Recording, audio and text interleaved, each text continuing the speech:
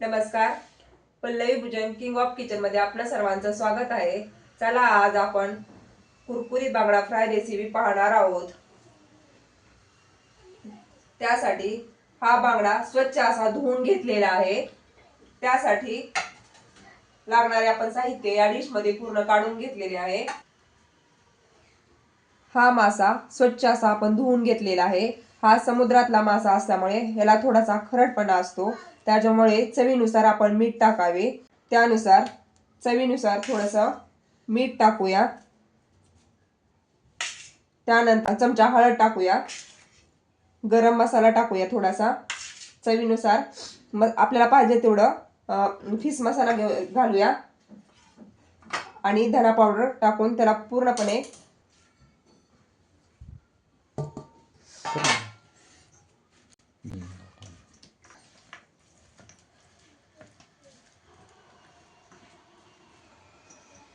थोडंसं लिंबू वापरूया.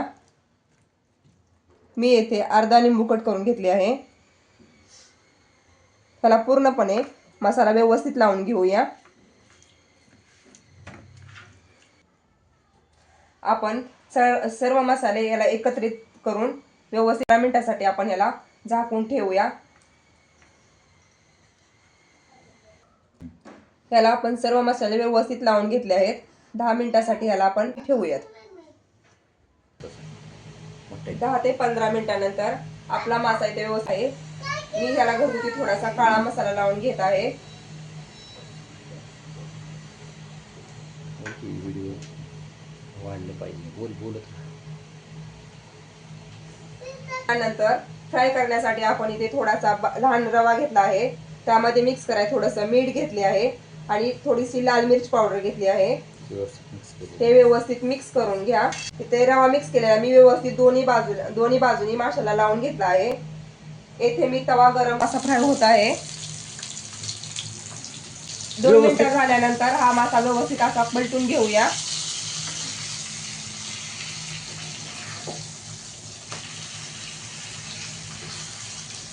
बघा इकडल्या साईडने कसा व्यवस्थित असा कुरकुरीत झालेला आहे.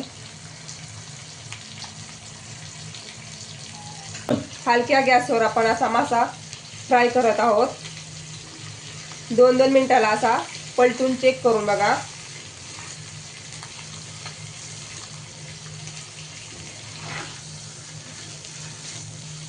असा फ्राय होत आहे. थोडेसे तेल टाकून घ्यावे म्हणजे तो व्यवस्थित फ्राय होईल. हलक्या गॅसवर आपण मासा फ्राय करत आहोत. त्यासाठी आपण 2-2 मिनिटाला पलटून चेक करून बघूयात.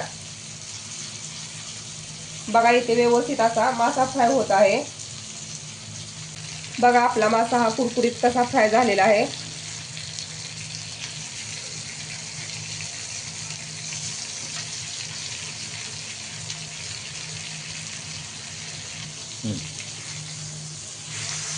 दोन ते 3 मिनिटाला असं पलटून घेऊन ते 4 ते 5 मिनिट आपण त्याला फ्राय करून घ्यायचे आहे. 5 मिनिटानंतर आपला असा बांगडा फ्राय कुरकुरीत असा झाला आहे. अशा पद्धतीने आपण बांगडा फ्राय बनवू शकता. मित्रांनो, तुम्ही चॅनलमध्ये नवीन असाल तर लाईक, शेअर आणि सबस्क्राईब करा. मित्रांनो, माझी रेसिपी तुम्ही पहिल्यांदा पाहिली असल्यास लाईक, शेअर आणि सबस्क्राईब करा.